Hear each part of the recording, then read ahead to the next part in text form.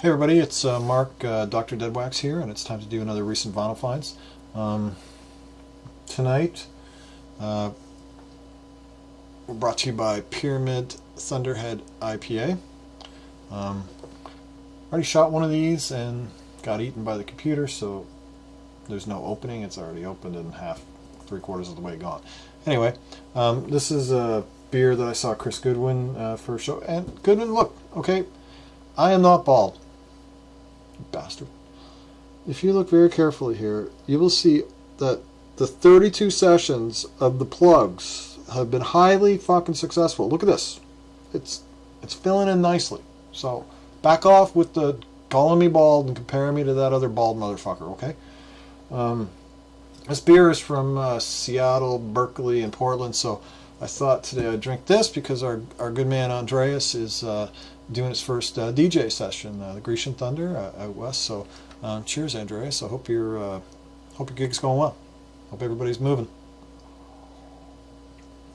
So tonight, as usual, we've got a stack of records. Don't know. 20 minutes again. We're going to stop as close to 20 minutes as we can get. Hopefully, maybe even a little sooner, but I'm going to say 20 and it'll probably be 23. First record is 801 Live. Monster, fantastic. Don't know what I need to say about this. A couple guys from Roxy Music and Manzanera, just everybody on this record is fantastic. Talking about this on the Facebook group. People say this is a really hard record to find. I'm like, I always find this in dollar bins at record shows. If I'm at a show and I get to the dollar bins before the dealers, I can find this. If the dealers get there first, they take it out of the dollar bins and they sell it at their tables for $10. Anyway, this is a first Japanese pressing on Polydor.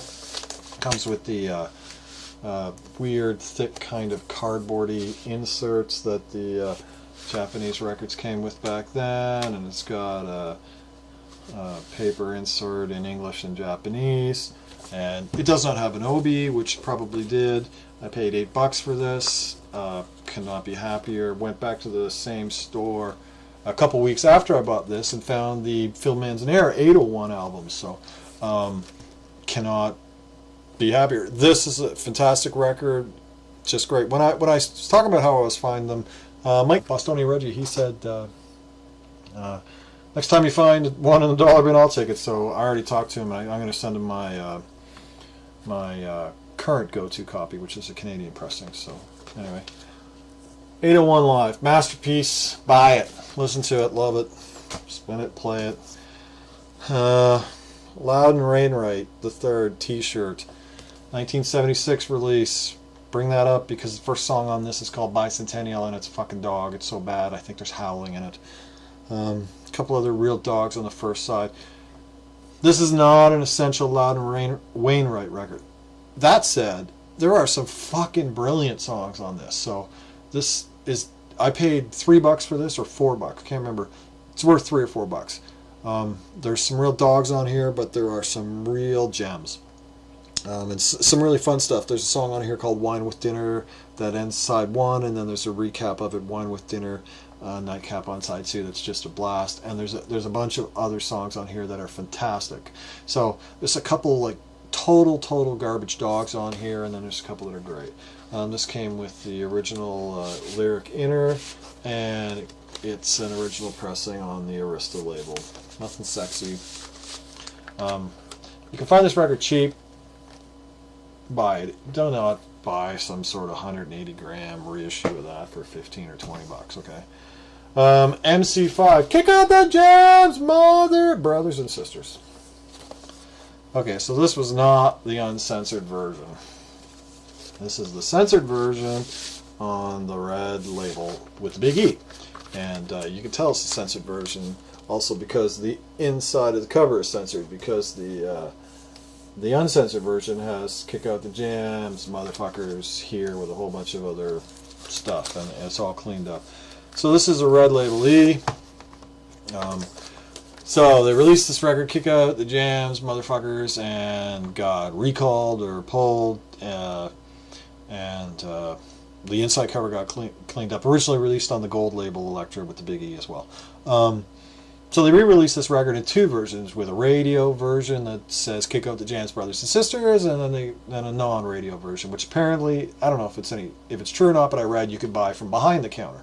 So the Deadwax on side 1 of this, with the "Kick Out the Jams" song, says the label, and then it says radio version. So, and it has the censored version. So if you're out and you can't listen to this record and you're in a store and you see radio version in the Deadwax on that side, you know it's the censored version. I'm not saying if it doesn't say radio version that it's the uncensored version. I'm just saying that it's one way to tell if it is the censored version. What can I say? It's kind of like psychedelic, garage rock, edgy, progenitor to punk, people say, influence for the Stooges, New York Dolls. I don't know. Not really my thing. A little too edgy, 2/3 guitar chord. But actually, I enjoyed listening to it. Of this kind of thing, this is one of the better things like this that I've heard. The record's scratched in a few spots. You can hear it. I think I paid $12 or $14 for it. I bought it because everybody talks about it, and I thought I should hear it because I've never actually heard anything off of this record. So not really my scene, but it's a pretty good copy. It's scratched. I would call it conservatively. Let's call it a VG. It plays VG. Some of the scratches tick for a little while, but it doesn't actually jump or jam. So I don't know what I'm going to do with that. I'll probably keep it for a while. Next, Masterpiece, Graaf Generator, Pawn Hearts. This is on the This is U.S. pressing on the Pink Scroll Charisma label. So this is the first U.S. pressing on the Pink Scroll Charisma label. It's got just the A and the stampers.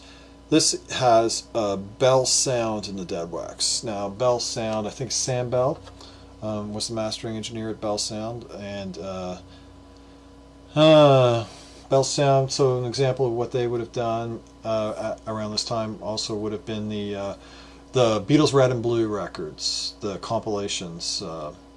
And the first pressings in the United States have Bell sound in the Deadwax of those. I think they're on the Apple label. And then subsequently, they don't have Bell sound.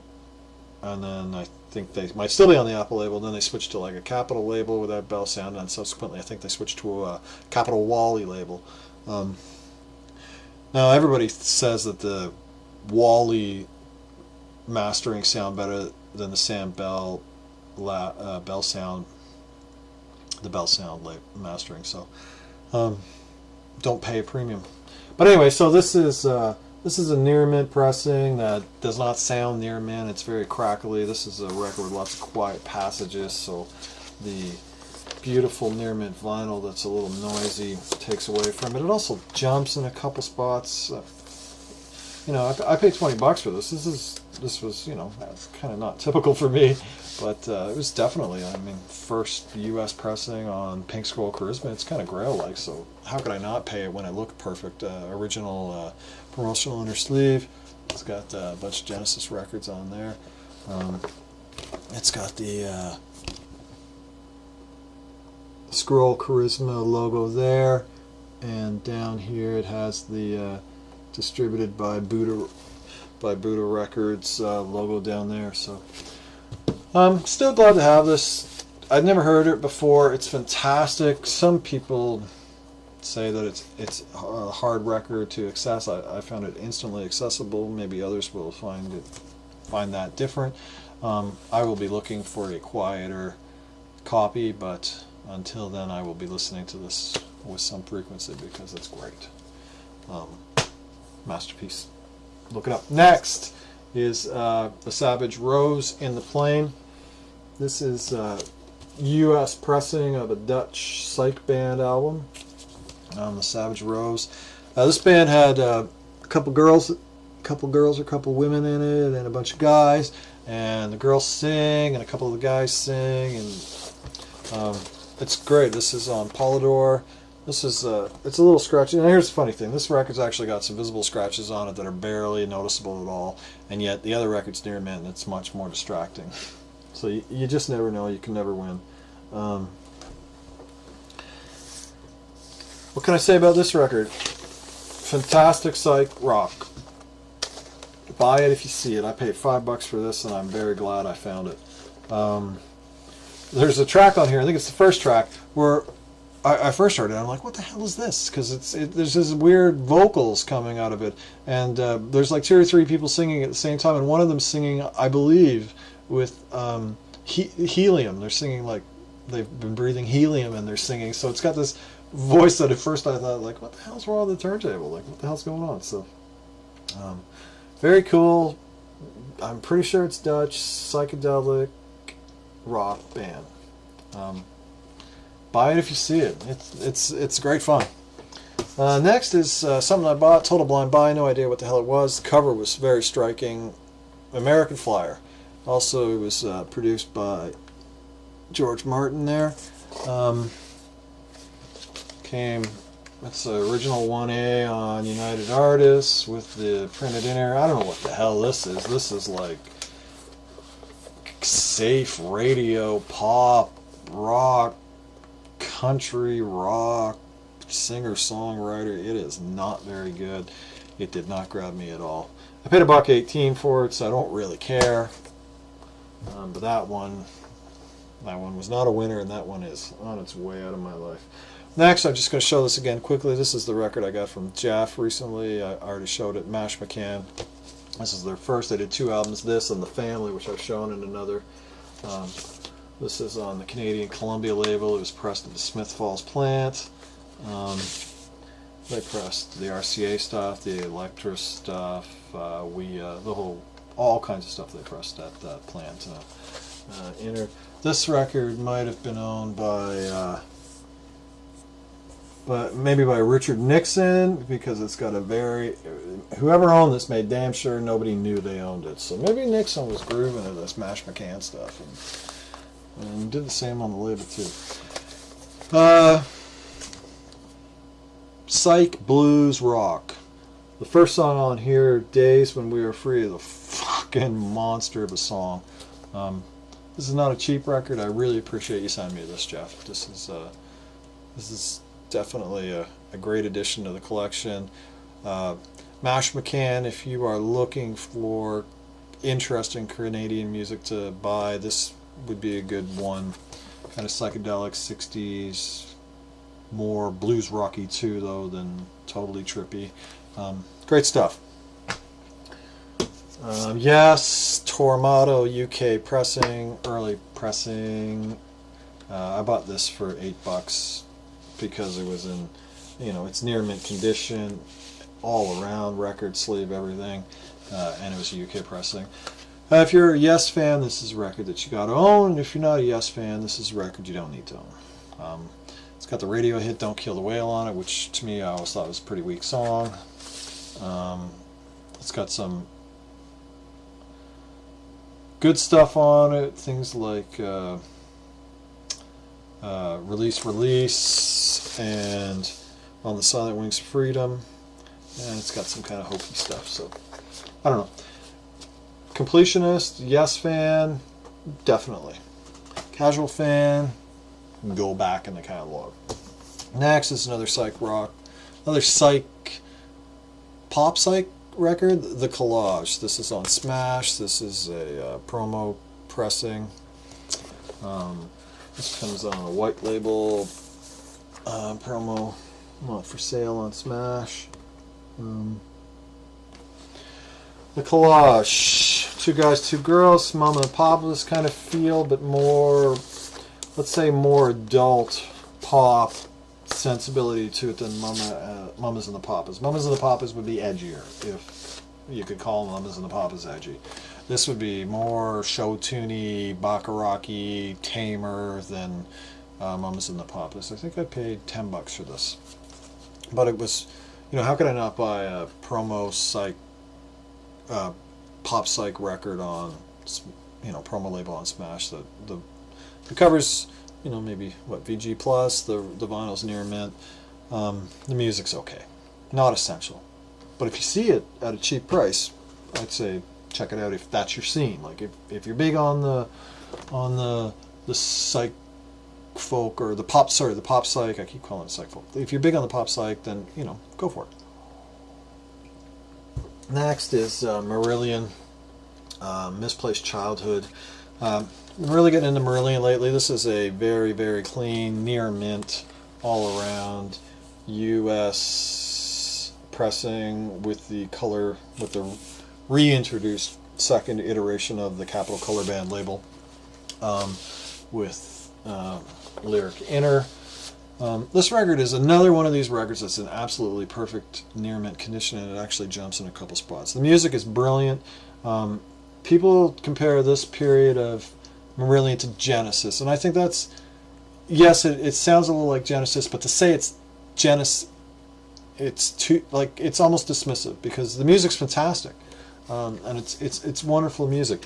And when this record came out, Genesis was not making music this good. So this is a great record. I'm really enjoying my journey through Marillion, except everything I buy from Marillion has jumps in it, no matter how clean it is. I have no idea why. And last but not least, an absolute masterpiece, a must-have. Every collection needs this record. This is McDonald and Giles. McDonald and Giles were original members of King Crimson. Giles had worked with Giles and Fripp before King Crimson. This is a Canadian pressing on cotillion with a unipack sleeve. This is the second Canadian pressing on the cotillion marble design label. The first Canadian cotillion pressing is on a solid red label, like a Red Atlantic, with the actual same red colors, the Red Atlantic, and the same kind of red texture. Again, pressed at the Smiths Falls plant.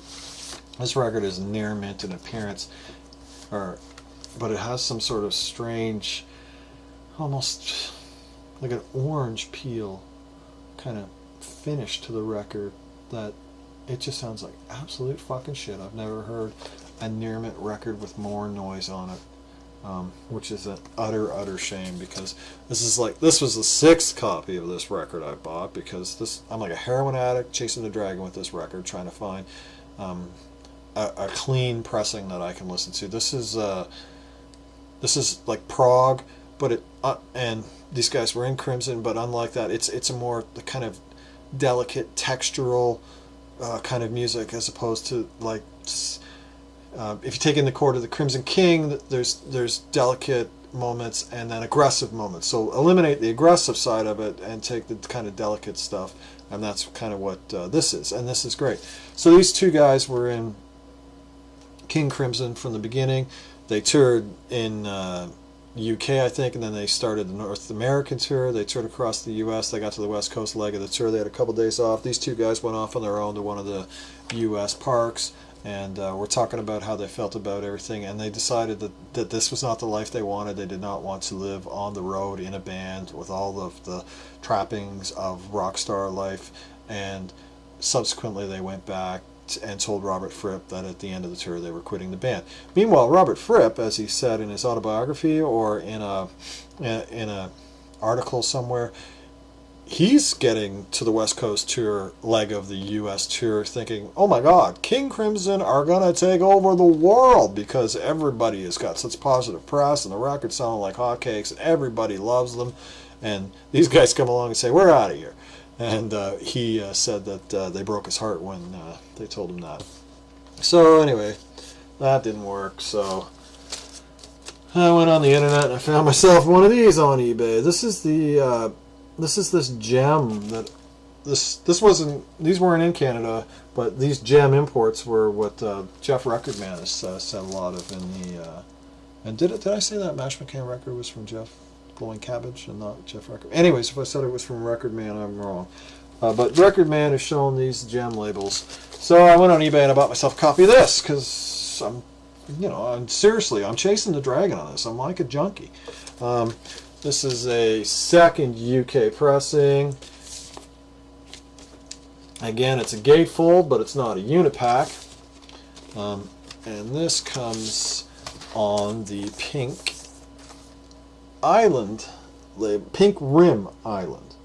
The original pressing of this comes on a solid pink rim, and you're looking at paying like $100 to $200 for it, and that's not crack addict asking price. That's actual selling price. So I see them sell for $150, $175 all the time. That's how much you're going to have to pay for a pink island typically. I mean, you can get lucky and get them cheaper.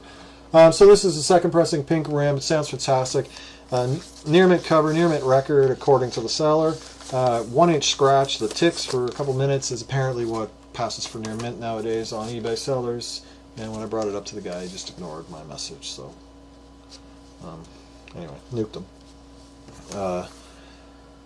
This is the last copy of this I'm going to be buying for a while, though, because other than that, sounds great.